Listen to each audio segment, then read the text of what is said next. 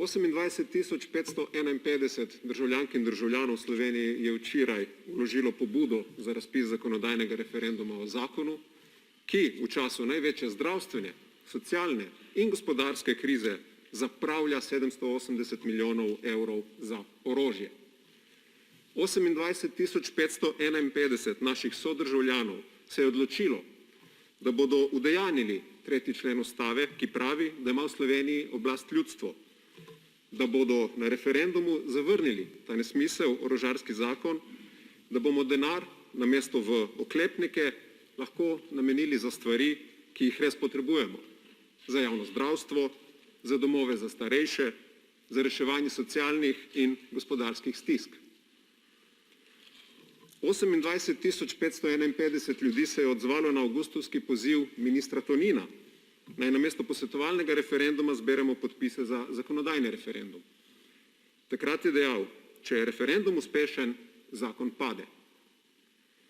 Ljudje 780 milijonskemu orožarskemu zakonu nasprotujejo. Vlada Janeza Janše to dobro ve in zato se je v strahu pred ljudstvom odločila, da bo poteptala temeljne demokratične ureditve in predlagala nezakonit in protiustaven sklep, s katerim se prepoveduje referendum. Pogoje za ta nezakonit manever, za zlorabo zakonodaje, za zlorabo instituta prepovedi referenduma se je vlada zagotovila s hitrimi spremembami zakona o referendumu in o ljudski iniciativi marca letos. Zakon so sprejeli z argumentom, da se bo uporabljal redko, samo v res nujnih primerih, v katerih je ogrožena varnost države, ko je potrebno takojšnje ukrepanje in ker bi bil vsak dan odlašanja dan preveč. Če citiram ministra Koritnika, mi sedaj govorimo o situacijah vojne, naravnih nesreč in podobno, ko je 8 dni preveč in nimamo časa čakati. ZRLI se je spremenil zaradi pandemije. 780 milijonski orožarski zakon, ki se je sprejemal več kot 5 mesecev, ki je bil obravnavan po rednem in nenujnem postopku in za katerega je vlada predlagala prepoved referenduma šele po 4 mesecih od začetka obravnave, ker se je ustrašila volje ljudi, zagotovo ni zakon iz prve alineje drugega odstavka 90. člena Ustave. Že iz samega postopka je jasno, da gre za kršitev tako zakona, kakor tudi Ustave.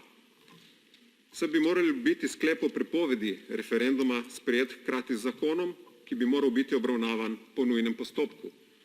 Temu pritrjuje tudi mnenje Zakonodajno-pravne službe in deloma tudi ustavnosodna praksa.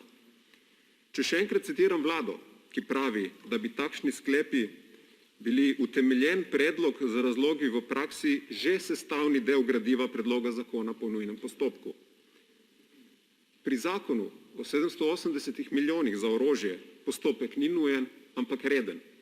Sklep ni bil sprejet hkrati z zakonom, ampak kasneje.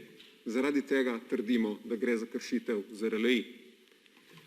Tudi vsebinsko za prepoved referenduma o 780 milijonskem zakonu ni prav nobenega razloga. Saj ni prav nobene nuje za sprejem zakona, katerega edina vsebina je nakupovanje orožja, vojaške opreme. Zakona, ki ne bo začel učinkovati takoj, ampak bodo posli sklenjeni ali pa sklepani med leti 2021 in 2026. Zakona, ki v času dejanskih, nujno potrebnih investicij za spopad z zdravstveno, socialno in gospodarsko krizo meče 780 milijonov za orožje oziroma meče 780 milijonov skozi okno. Pri današnjem glasovanju ne gre samo za vprašanje enega referenduma, ampak gre za vprašanje, ali je Slovenija še demokratična država. Mi bomo demokracijo in pravico do referenduma branili do konca.